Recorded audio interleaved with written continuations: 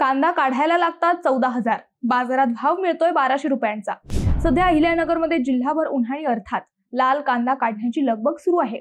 यंदा कांदा काढणीचे दर गगनाला भिडले असून एकरी 13 ते 14,000 रुपये मोजावे लागत आहेत। दरम्यान एकीकडे काढणीला 14,000, इतर लागवड खर्च वेगळाच आणि बाजारात भाव सध्या 1,000-1200 रुपये मिळतोय। त्यामुळे शेतकरी हतबल झालाय। कांदा लागवड आणि काढणीसाठी मजुराचे दर मोठ्या प्रमाणात वाढलेत। लागवडीचाच दर काढणीलाही लावला जातोय। पैसे तर पैसे जातातच, शिवाय मजुरांचाही मोठा थाट ठेवावा लागतोय। त्यांना त्यांच्या घरापासून शेतात आणण्यासाठी वाहनाची व्यवस्था, पिण्यासाठी थंड पाणी देणे, सरबत द्यावे लागते, तो खर्च वेगळाच।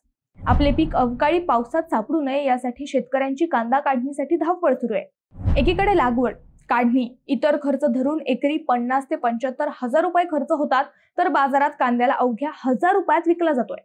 त्यामुळे शेतकऱ्यांचा साधा खर्चही निघत नाहीये। त्यामुळे शेतकऱ्यांनी कांदा साठवण करून ठेवावा असा सल्ला दिला जातोय।